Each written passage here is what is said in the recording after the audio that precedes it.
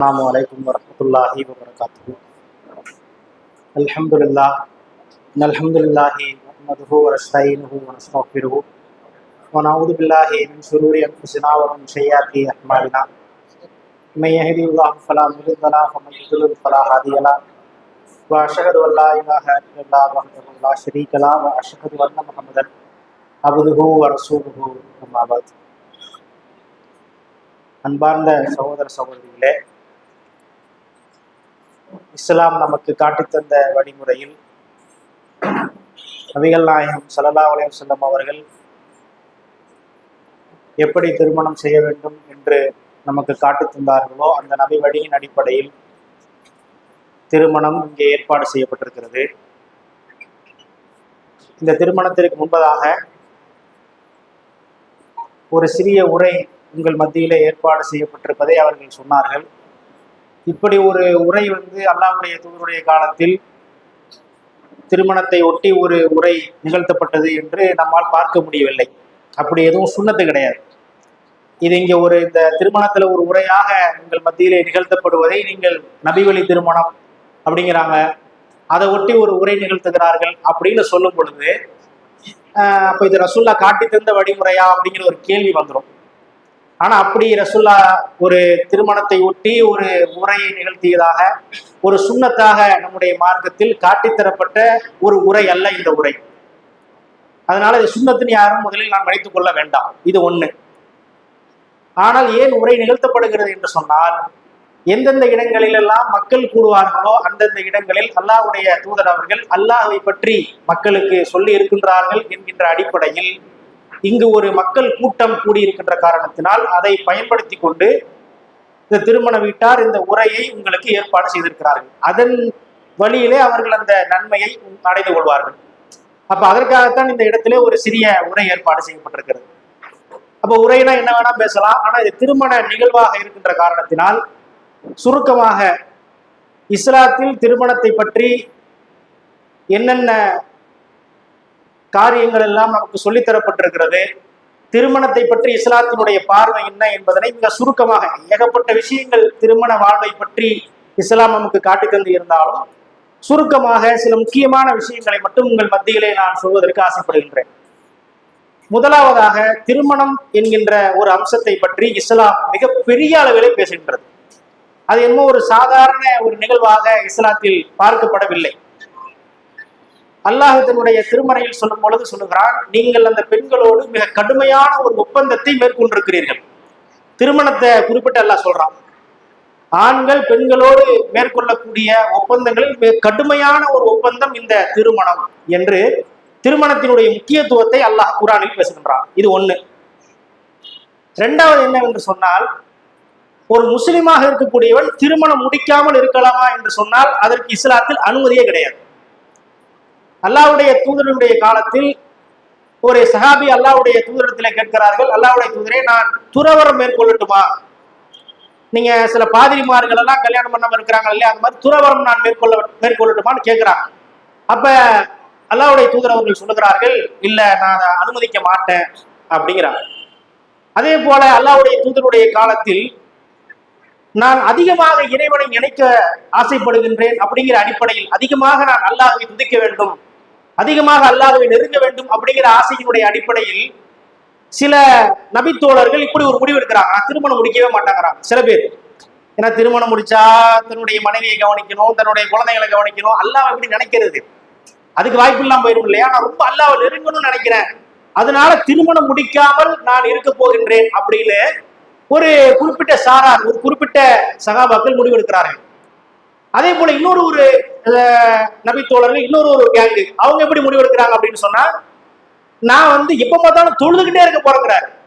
இப்படி ஒரு குரூப் முடிவெடுக்குது. அதே மாதிரி இன்னொரு ஒரு குரூப் என்ன சொல்றாங்கன்னா, நான் எப்பவுமே நோன்பு வைக்க போறேன், எந்நேரமும் நோன்பு வச்சுட்டு தான் இருக்க போறேன். இந்த மூன்று சாராருடைய நோக்கம் என்னவென்று சொன்னால், நான் அதிகமாக கடவுளை நினைக்க வேண்டும், அதற்கு எனக்கு தடையாக எதுவெல்லாம் இருக்கிறதோ அதனால நான் ஈடுபட மாட்டேன். இதுதான் நோக்கம். இப்படி இந்த செய்தி அல்லாஹ்வுடைய தூதருக்கு வருகிறது. இப்படி உங்களுடைய தோழர்கள் இப்படி ஒரு முடிவெடுத்திருக்கிறார்கள் அப்படிங்கிற செய்தி இறைவனின் தூதருக்கு வருகிறது. அப்ப இறைவனின் தூதர் என்ன முடிவெடுத்திருக்க வேண்டும்? அப்படிதான் இருக்கணும். அருமையான விஷயம். எப்பவுமே அல்லாஹ் நினைச்சுக்கிட்டு தான் அப்படின்னு சொல்லணுமா சொல்லலையா? அவங்க சொல்றாங்க, என்ன சொல்றாங்க நீங்க கவனிங்க. என்ன பாருங்க, நான் திருமணம் முடித்து வாழ்கின்றேன், என்னை பாருங்கள், நான் தொழவும் செய்கின்றேன் தொழாமலும் இருக்கின்றேன். எந்நேரமும் தொழுது இருக்கனா? நான் தூதர், எந்நேரமும் அல்ல அல்ல அப்படி கிடையாது. தொழவும் செய்கின்றேன் தொழாமலும் இருக்கின்றேன். என்னை நீங்கள் பாருங்கள், நான் நோன்பும் வைக்கின்றேன் நோன்பு வைக்காமலும் இருக்கின்றேன் அப்படின்னு சொல்லிட்டு என்னுடைய இந்த வழிமுறையை யார் புறக்கணிக்கிறாரோ அவர் என்னை சேர்ந்தவர் கிடையாதுங்கிறாங்க. அப்ப நான் திருமணம் முடிக்க மாட்டேன்னு சொன்னா கிடையாது. நான் இப்ப பார்த்தாலும் தொழுதுகிட்டு இருப்பேன்னு சொன்னாலும் நீங்க என்ன சார்ந்தவங்க கிடையாதுங்கிறாங்க ரசூலுல்லாஹ். நான் இப்ப பார்த்தாலும் நோன்பு வைப்பேன், குடும்பத்தை கவனிக்க மாட்டேன், கொண்டாட்டி கவனிக்க மாட்டேன், என்ன சேர்ந்தவனே நீ கிடையாதுப்பா, முடிஞ்சு. இதை நான் சர்வசாதாரணமா நீங்க நினைக்கிறீங்க, சாதாரண ஒரு போதனை என்று நீங்கள் நினைத்துக் கொண்டிருக்கிறீர்கள்.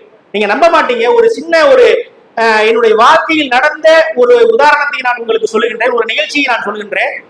சென்னையில நாங்க இருக்கும் பொழுது ஒரு மாற்று மதத்தை சேர்ந்த ஒரு இந்து சமுதாயத்தை சேர்ந்த ஒரு சகோதரர், அவர் சென்னையில ஒரு புத்தக கண்காட்சி போட்டிருக்கிறாங்க. அந்த புத்தக கண்காட்சியில போய் பங்கெடுக்கிறார். பங்கெடுத்துட்டு அங்க முஸ்லிம்கள் ஒரு ஸ்டால் போட்டிருப்பாங்க போல, புத்தக ஸ்டால். அதுல திருக்குரான் உங்களுக்கு இலவசம் அப்படின்னு போட்டிருப்பாங்க போல. அதை பார்த்துட்டு அவர் எழுதி கொடுக்குறாரு, எனக்கு திருக்குரான் இலவசமா என் அட்ரஸ் எழுதி கொடுத்துட்டாரு. அதை அந்த அட்ரஸுக்கு அவங்க பின்னாடி குரானை அனுப்பி வைப்பாங்கன்னு வைங்களேன். அந்த எந்த பகுதியில அந்த மக்கள் இருக்கிறாங்களோ அவங்களுக்கு குரான் வந்துடும். அதை கொண்டு போய் நாங்க டெலிவர் பண்ணணும். அந்த சகோதரர் நாங்க இருக்கக்கூடிய பகுதிக்கு பக்கத்துல உள்ள ஒரு சகோதரர், அதனால எங்களுக்கு குரான் வருது. நாங்க அந்த குரானை டெலிவர் பண்றதுக்கு அவர் வீட்டுக்கு போறோம். அவர் வீட்டுக்கு போகும்போது ஆள் இல்லை. ஒரு வீடு எப்படின்னா, மேல அவங்களுடைய மனைவியும் அவர்களுடைய 2 பிள்ளைகளும் மேலே இருக்கிறார்கள், மேல்தளத்தில். கீழ்த்தளத்தில் இவர் தன்னைத்தானே குடும்பத்திலிருந்து பிரித்து கொண்டு கீழ்த்தளத்திலே ஒரு பகுதியில இவர் வசித்துக் கொண்டிருக்கிறார். நாங்க போறோம், ஆள் இல்லை. போன் பண்றோம், அண்ணா நீங்க குரான் கொடுக்க வந்திருக்கோம், நீங்க கேட்டுக்கிறீங்க, அதனால கொடுக்க வந்திருக்கோம், நீங்க வாங்கிக்கிறீங்களா அப்படின்னு சொல்லும் பொழுது, நான் ஒரு ஃபங்க்ஷனுக்காக ஒரு கொஞ்சம் தூரமா ஒரு இடத்துல இருக்கிறேன், அதனால நீங்க மேல என்னுடைய மனைவி இருப்பாங்க, அவங்கள்ட்ட நீங்க கொடுத்துட்டு போயிருங்க அப்படின்ட்டாங்க. நாங்க மேல போறோம். மேல போய் உங்க மனைவியை கூப்பிடுறோம். உங்க கணவர் குரான் கேட்டிருக்கிறாருமா, வந்திருக்குது வச்சுக்கோங்க அப்படின்னா அந்த மனைவி வாங்க மறுக்கிறாங்க. ஏன் என்னமாச்சு? நாங்க ஒன்றும் உங்கள்கிட்ட பிரச்சாரம் எல்லாம் பண்ண வரல, நீங்க எங்க பக்கம் வாங்க அப்படிலாம் கூப்பிடவெல்லாம் நாங்க வரல. உங்க கணவர் எழுதி கொடுத்திருக்கிறார், அவர் ஒரு புத்தக கண்காட்சிக்கு எனக்கு இது வேணும்னு எழுதி கொடுத்திருக்கிறார், எங்கள்கிட்ட அந்த அட்ரஸ்க்கு அனுப்பி இருக்கிறாங்க, நாங்க அவ்வளவுதான் கொடுக்க வந்திருக்கிறோம், மற்றபடி ஒண்ணும் இல்லம்மா நாங்க சொல்றோம், கேட்கல, வாங்க மறுக்கிறாங்க. ரொம்ப நேரமா நிக்கிறோம், வாங்க மறுக்கிறாங்க. அவர் என்ன சொல்றாரு, நீங்க கொடுத்துட்டு தான் போகணுங்கிறாரு போன்ல. என்னடா இது ஒரே நம்மளுக்கு அக்கப்பூரா போச்சுன்னு சொல்லிட்டு நின்றுகிட்டே வெயிட் பண்ணிட்டு இருக்கிறோம். இருங்க அப்படின்னு சொல்லி அந்த மனைவி சொல்றாங்க. பக்கத்துல ஒருத்தர் இருக்கிறாரு, அவருக்கு தெரிஞ்ச அவருடைய அண்ணனும் தெரியல, அவர் நம்ம கூட்டு வர, அவர்கிட்ட கொடுத்துட்டு போங்கிறாங்க. ஏன்னா சாதாரண ஒரு புத்தகத்தை வாங்கி வச்சுக்க போறீங்க, அவங்க வந்தவொடனே ஹேண்ட் ஓவர் பண்ண, இதுல என்ன பெரிய விஷயம் அப்படின்னு கேட்கும் பொழுது அப்பதான் அந்த அம்மா சொல்றாங்க, கண்ணுல இருந்து புல தண்ணி அழுகுறாங்க. அழுதுட்டு சொல்றாங்க, என்னுடைய கணவர் இந்த மாதிரி மதத்தை பத்தி படிக்கிறேன்னு சொல்லி அந்த அவர் கீழே தங்கி இருக்கிற ஒரு ரூமை காமிக்கிறாங்க. அந்த ரூமை கதவை ஜன்னலை திறந்து காமிக்கிறாங்க. ஒரே புக்கு. அவர் ஒரு கிட்டத்தட்ட ஒரு சாமியார் மாதிரியான ஒரு ஆள் தான். எல்லா வகையான புத்தகத்தையும் வாங்கி படிச்சு வீட்டுக்குள்ள இங்க எலுமிச்சப்பழம், அங்க கொண்ட தேங்காய் தூங்குது, இங்க ஒரு மந்திரவாதி ரூம் மாதிரி இந்த ரூம் இருக்கிறது. இதை சொல்லிட்டு நிறைய விஷயங்களை படிக்கிறார். படிச்சது வாழ்க்கையில பின்பற்றணும், கடவுளை நெருங்கணும்னு சொல்லிட்டு எங்களை கைவிட்டு விட்டா. இந்த பாருங்க, என் வயிற்றை பாருங்கன்னு சொல்றாங்க. நம்ம ரொம்ப பெருத்து போய் இருக்கிறது. அதற்கு காரணம் சொல்கிறார்கள், நான் 4 தடவை இவரோடு குடும்பம் நடத்த முடியாமல் தற்கொலைக்கு முயன்றிருக்கிறேன். எனக்கு ஒரு மகன் இருக்கிறான், அந்த மகனுக்கு புத்தி சுவாதீனம் இல்லை. 13 வயதில் ஒரு மகள் இருக்கிறாள். இந்த 2 பேரையும் நான் தான் பார்த்து கொண்டிருக்கிறேன். வீட்டிற்காக ஒரு ரூபாய் கூட அவர் செலவு செய்வது கிடையாது, சம்பாதிப்பது கிடையாது, எங்களை கவனித்துக் கொள்வது கிடையாது. ஏதோ கடவுளுடைய புண்ணியத்தில் ஒரு சொந்த வீடு இருக்கிறது, வாடகை அது எங்களுக்கு இல்லை. நான் தற்கொலைக்காக மீண்டு விடுவேன், விஷம் குடித்து விடுவேன், குடிச்சிட்டு உடனடியா நானே போய் ஹாஸ்பிட்டல்ல படுத்துவேன். ஏன்? எனக்கு இந்த 2 குழந்தைகள் ஞாபகம் வந்துடும். 2 குழந்தைகளுக்கு நான் தான் சாப்பாடு போடணும். நான் இறந்துட்டா இவரு கடவுள் பார்க்க போயிடுவாரு, அவங்கள பாக்குறது யாரு? இப்படி போயே எனக்கு வயிற்றுல ஆபரேஷன் பண்ணி என் வயிறு அப்படி அழுக. இதை நான் கற்பனையாவெல்லாம் சொல்லல, மிகைக்கிறதுக்காக நான் சொல்லல, உண்மையா நடந்த விஷயம், என் லைஃப்ல நான் பார்த்த விஷயம். அப்ப நீங்க புரிந்து கொள்ளுங்கள், மார்க்கம் நம்முடைய வழிமுறை என்பது வேறு, குடும்பத்தை கவனிப்பது என்பது வேறு. அதை அல்லாஹ்வுடைய தூதர் எவ்வளவு அழகா சொல்றாங்கன்னா, என்னப்பா நான் திருமணம் முடிக்கின்றேன், தொழவும் செய்கின்றேன், தொழாமலும் இருக்கின்றேன், நோன்பும் வைக்கின்றேன், நோன்பு வைக்காமலும் இருக்கின்றேன். குடும்பத்தை கவனிப்பது இஸ்லாத்தில் ஒரு அங்கம். நீங்கள் திருமணம் முடிப்பது இஸ்லாத்தில் ஒரு அங்கம். மனைவியை கவனிப்பது இஸ்லாத்தில் ஒரு அங்கம். அது குறித்து நீங்கள் கடவுளிடத்திலே கேள்வி கேட்கப்படுவீர்கள் என்பதனை இஸ்லாம் நமக்கு சொல்லி காட்டுகிறது. மிகப்பெரிய ஒப்பந்தத்தை நீங்கள் அந்த பெண்களோடு மேற்கொண்டிருக்கிறீர்கள் என்று அல்லாஹ் தன்னுடைய திருமறையில் பேசுகிறான். ரொம்ப முக்கியம். இதெல்லாம் பார்த்தா திருமணம் என்பது ரொம்ப முக்கியமான ஒரு நிகழ்வாக இஸ்லாத்தில் பார்க்கப்படுகிறது. இன்னும் சொல்ல போனா நபிகள் நாயகம் அவர்கள் சொல்லி காட்டுகிறார்கள், நீங்கள் திருமணம் முடியுங்கள். திருமணம் முடிப்பது என்பது பிறரை நீங்கள் தவறான நோக்கத்திலே பார்ப்பதை விட்டு உங்களை தடுக்கும், உங்களுடைய கற்பை பாதுகாத்துக் கொள்ளும். அந்த செட்டப்பெல்லாம் கவனிங்களேன். அப்படியே பர்ஃபெக்டா நம்மளை ஒரு ஒழுக்கமான சமுதாயத்தை நோக்கி வழிகாட்டி கொண்டு போவதற்கான எல்லா வகையான செட்டப்புகளும் இந்த போதனையில் இருக்கிறது. அப்ப இதை எல்லாத்தையும் நம்ம கவனிக்கும் பொழுது திருமணம் என்பது கண்டிப்பா செய்யணும். அது இஸ்லாத்தில் கடமை. அதை செய்யாம இருக்க அனுமதி இல்லை. அதை செஞ்சு குடும்பத்தை பாதுகாக்கணும், அவங்களுக்கு தேவையான விஷயங்களை செய்யணும். இப்படி எல்லாம் பார்த்தா திருமணம் என்பது ரொம்ப முக்கியமான ஒரு அம்சம் அப்படின்னு நம்ம பார்வையில இஸ்லாத்துல வருகிறது. Okay, right. இது நம்ம எப்படி புரிந்து கொள்ளக்கூடாது என்று சொன்னால், இப்ப இவ்வளவு பெரிய விஷயமா இஸ்லாத்துல அப்ப போடுறா ஒரு 1000 பேரை கூப்பிடுறா கல்யாணத்துக்கு, எல்லாம் பயங்கரமா தட்டப்படலாம். முக்கியமான விஷயம்ல, எப்ப வாழ்க்கையில ஒரு நாள் நடக்குது இல்ல, பெருசா பண்ணு, கிராண்டா பண்ணு, புடி எல்லாம் பெரிய வேணப்படி அதைப்படி ஆடல் பாடல் கச்சேரி ஏற்பாடு பண்ணு. அப்படி ஒரு பக்கம் நம்ம மக்கள் நினைச்சிடக்கூடாது இல்ல. இப்படி ஒரு பக்கம் முக்கியத்துவம் வாய்ந்த ஒரு சம்பவம்னு சொல்லிட்டு அதோட இஸ்லாம் நிப்பாட்டி விட்டது என்று சொன்னால் நம்ம என்ன நினைச்சிருவோம், பெரிய பெரிய சம்பவங்களை பெருசா பண்ணு, எல்லாரையும் கூப்பிடு, தட்டப்படலாம் ஏற்பாடு பண்ணு, பெரிய மண்டபத்துக்கு படி 1 லட்சம் ரூபாய்க்கு படி 2 லட்சம் ரூபாய்க்கு படி. இப்படி ஒரு மைண்ட் செட் ஆட்டோமேட்டிக்கா வந்துடும், மனுஷங்களுக்கு வரும். அப்படி வந்துவிட்ட காரணத்தினால்தான் இன்று நீங்கள் பார்க்கிறீர்கள் திருமணம் எவ்வாறு நடத்தப்பட்டு கொண்டிருக்கிறது சமுதாயத்தில். அந்த இடத்துல இஸ்லாம் ஒரு லாக்க போடுது. அல்லாஹ்வுடைய தூதர் அவர்கள் சொல்கிறார்கள், யார் குறைந்த செலவில் திருமணத்தை நடத்துகிறாரோ அந்த திருமணத்தில் உங்களுக்கு பரக்கத் அதிகமாக இருக்கிறது. பரக்கத்துனா என்ன? அல்லாஹ்வினுடைய இறைவனுடைய மறைமுக அருள் அதுல இருக்கிறது அப்படிங்கிறாங்க. என்னடா இது, ஒரு பக்கம் பார்த்தா பெருசா இஸ்லாம் திருமணத்தை பத்தி பேசுது, ரொம்ப பெரிய ஒப்பந்தம், பெரிய ஃபங்க்ஷன் மாதிரி பேசுது. அப்படியே கான்ட்ராஸ்டா ஆப்போசிட்ல இன்னொரு ஒரு வழிமுறையையும் சேர்க்கிறது. நீங்கள் திருமணம் நடத்துவதாக இருந்தால் அதில் உங்கள் செலவை குறையுங்க, முடிந்த அளவிற்கு குறையுங்க. இஸ்லாத்துல திருமணத்துக்குன்னு நம்ம பண்ண வேண்டிய செலவுன்னு நீங்க பாத்தீங்கன்னா வலிமா விருந்து தான். வலிமா விருந்துனா என்ன? மணமகன் வீட்டார் திருமணத்தை ஒட்டி விருந்து கொடுப்பதுதான் வலிமா. அது பெண் மீது கூட சுமத்தப்படவில்லை. இஸ்லாத்தில் திருமணத்தினுடைய 1 ரூபாய் கூட பெண் வீட்டார் மீது சுமத்தப்படவில்லை. முழுக்க முழுக்க பையன் தான் பார்க்கணும், பையன் வீட்டார தான் பார்க்கணும். இதான் இஸ்லாத்தினுடைய நியதி.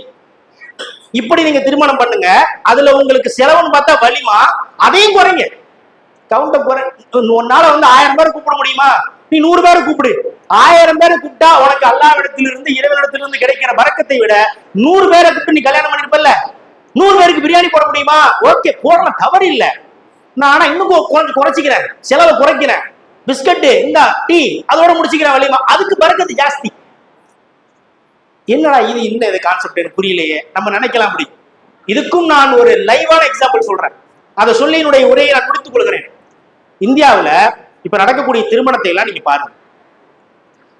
ஒரு 100 திருமணத்தை நீங்கள் எடுத்துக்கொள்ளுங்க. அந்த 100 திருமணங்களில் எத்தனை திருமணங்கள் கடன் வாங்காமல் நடத்தப்படுகிறது? நீங்க எல்லா முஸ்லீம் வேண்டாம், எல்லா சமுதாயத்தையும் பாருங்க. நான் கடன் வாங்காம என் பொண்ணுக்கு நான் திருமணம் முடிச்சிட்டேன், எத்தனை பேர் சொல்லுவாங்க? அப்படி எண்ணிடலாம். ஒரு 5 பேர், 100ல ஒரு 5 பேர், 100ல ஒரு 8 பேர். நான் கடன் வாங்கவில்லை, லோன் வாங்கவில்லை, என்னுடைய ஃப்ரெண்ட்ட கூட 100 ரூபாய் வாங்கலாங்க என் கல்யாணத்துக்கு அப்படின்னு எத்தனை பேர் சொல்ல முடியும்? செலவு செய்யறான். எந்த அளவுக்கு செலவு செய்யறான்? லோனை போடுறான், இருக்கிற நிலத்தை எல்லாம் விற்கிறான், இருக்கிற வீட்டை விற்கிறான். என் பொண்ணு கல்யாணம் முடிக்கணும், ஐயோ. அதுக்காக சில பேர் சின்ன வயசுல கவர்மெண்டே பாருங்க, செல்வ மகள் சேமிப்பு திட்டம், மானகாலம் செல்வ மகளுக்கு சேமிப்பு திட்டம் இருக்கு. ஏன் இருக்கு? கல்யாணம் பண்ணி கொடுக்கணும், முன்னாடி இப்ப போய் சேர்த்து வைக்கணும். மாசம் மாசம் 500 ரூபாயா சேர்த்தாப்பா 25 வயசுல என் பொண்ணுக்கு வரும்போது 25 வருஷத்துக்கு அது சேர்ந்து இன்ட்ரெஸ்டோட ஒரு காசு நிக்கும். அதுக்கு நான் என்ன செய்ய முடியும்? மகளுக்கு தர முடியும். எவ்வளவு மோசமான மைண்ட் செட், எவ்வளவு மோசமான மைண்ட் செட். இதுல நீங்க ஒட்டுமொத்தமா பாருங்களேன், என்ன விஷயம்னா அவன் அப்படி நடத்திட்டா நான் இப்படி நடக்கலாம், என் ஸ்டேட்டஸ் கம்மி. அதை தவிர வேற என்ன இருக்கு? திருமணத்துல இன்னைக்கு செய்யப்படக்கூடிய ஆடம்ப திருமணங்களில் என்னுடைய அக்கா பையன், என்னுடைய தங்கச்சி பொண்ணுக்கு இப்படி நடத்திட்டா நான் இப்படி நடத்தலாம், என் ஸ்டேட்டஸ் என்ன வருது? என் பையன் ஸ்டேட்டஸ் என்ன? இவ்வளவு தானே. அதுக்காக நான் என்ன வருத்திக்கிட்டு கடன் வாங்கி கூட பண்ணுவேன். அது அறிவுபூர்வமான விஷயம் கிடையாது.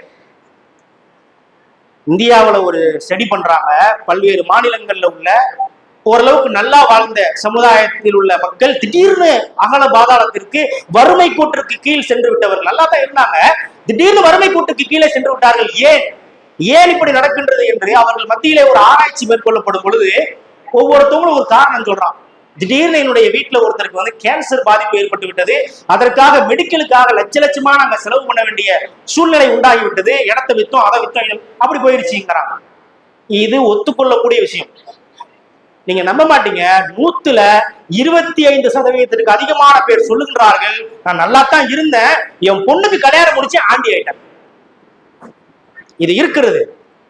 இன்னைக்கு செலவு பண்ற திருமணத்தில் நடக்கக்கூடிய செலவுகளை நீங்கள் பாருங்கள். Photo, pre wedding photo shoot, post wedding photo shoot, அதுக்கு லட்சமா காசு வைக்கிறான். மண்டபத்துக்கு 1.5-2 லட்சம் காசு. இன்விடேஷன் இன்னைக்கு வாட்ஸ்அப்ல அனுப்பிட்டு அதான் பாத்துருவோம். இன்விடேஷன் 150 ரூபா, 50 ரூபா ஒரு இன்விடேஷன் வாங்கி அப்படி பார்த்து அப்படி தூக்கி போட்டுருவோம், முடிச்சு 50 ரூபா காலி, 100 ரூபா காலி. ஆனா நான் மஞ்ச பேப்பர்ல அடிச்சா என் ஸ்டேட்டஸ் என்ன வருது? 150 ரூபாய் காட்டி அப்பாவுடைய சம்பாத்தியத்தை கறி.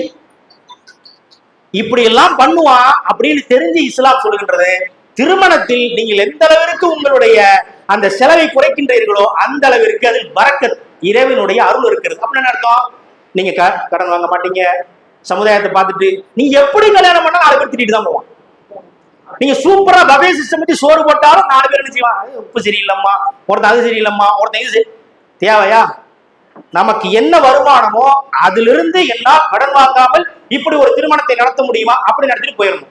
அப்ப நம்ம புரிந்து கொள்ள வேண்டும், வீண் விரயம் செய்வோரை அல்லாஹ் கண்டிப்பாக நேசிக்க மாட்டான். அதே போல அல்லாஹ்வினுடைய தூதர் அவர்கள் திருமணம் என்று வந்து விட்டால் அதில் குறிப்பாக சொல்லி காட்டுவது, நீங்கள் திருமணத்தினுடைய செலவை நீங்கள் குறையுங்கள் என்று சொல்லி காட்டி இருக்கிறார்கள். அதனுடைய அடிப்படையில் இங்கு வந்திருக்கக்கூடியவர்கள் நீங்களும் இங்கு நீங்கள் எதையெல்லாம் கேட்டீர்களோ அதை மற்ற மக்களுக்கு எடுத்து சொல்லி அதன் மூலியமாக ஒரே ஒருவன், அவனால் 10 லட்சத்துக்கு திருமணம் பண்ண முடியும் கெப்பாசிட்டி இருக்கு, ஆனால் அவன் 1 லட்சத்துல கல்யாணத்தை முடிச்சான்னு வைங்களேன், அது 9 லட்சத்தை சேவ் பண்ணிட்டான். ஏன்? ஏதோ ஒரு வகையில இந்த மாதிரி பேசக்கூடிய பிரச்சாரங்களை கேட்டு அந்த 9 லட்சம் அவன் திருமணம் ஆன பிறகு அவருடைய வாழ்க்கைக்கு யூஸ் ஆகும். ஒரு இடத்துல இடம் வாங்கி போடலாம், ஏதோ ஒரு வகையில அவனுக்கு ஒரு வாழ்க்கைக்கான முதலீடாக மாறும். அப்ப தேவையில்லாம நீங்க விசிட்டிங் இன்விடேஷன் கார்டுக்கும் மண்டபத்துக்கும் மக்கள் அதிகமாக கூடுவதனால் வரக்கூடிய அந்த செலவுக்கும் ஊரா அலையிறதுக்கு டாக்ஸி பிடிச்சி திருநெல்வேலியில ஆளு, மதுரையில ஆளு, சென்னையில ஆளு, கேரளாவில் ஆளு இருக்காங்க, பிடிச்சி நேரில் போலாம், கோச்சி பாரு, எடுத்து வண்டி எடுத்து கிளம்பு, 5000 ரூபாய் 10,000 ரூபாய் வாடகை, தேவையே இல்லைங்குது இஸ்லாம். அல்லாஹ்வுடைய தூதருடைய காலத்துல அல்லாஹ்வுடைய தூதரை விட விருப்பமானவர்கள் வந்து சகாபாக்களுக்கு யாராவது இருக்க முடியுமா? தன்னுடைய உயிரை விட நெருக்கமாக நேசித்து அல்லாஹ்வுடைய தூதரை திருமணத்துக்கு கூப்பிடல. யாரு? அப்துல் ரஹ்மான் பின் அவுஃப் அவர்கள். மணக்க செண்டு போட்டுட்டு போறாங்க. அப்படி அல்லாஹ்வுடைய தூதர் பார்த்துட்டு, என்னப்பா ரொம்ப மனமா இருக்கிறீங்களா, என்ன விஷயம் கேட்கிறாங்க. திருமணம் முடிஞ்சு ரசூலுல்லாஹ்ங்கறாங்க. அல்லாஹ்வுடைய தூதருக்கு இன்ஃபார்ம் பண்ணல. அப்படித்தான் அல்லாஹ்வுடைய தூதருடைய காலத்தில் திருமணம் நடந்திருக்கிறது என்கின்ற காரணத்தினால் இந்த திருமணத்தினுடைய நெறிமுறைகளை நீங்கள் புரிந்து கொண்டு இனி வரக்கூடிய காலங்களில் உங்கள் வீடுகளிலே திருமணம் நடந்தாலும் அல்லாஹ்வுடைய தூதர் காட்டி தந்த வழிமுறையில் உங்களுடைய திருமணத்தை நீங்கள் நடத்துமாறு கேட்டுக்கொண்டு என்னுடைய உரையை நான் முடித்துக் கொள்கிறேன். வாகிறது வணக்கம். அஸ்ஸலாமு அலைக்கும் வரஹ்மத்துல்லாஹி வபரகாத்துஹு.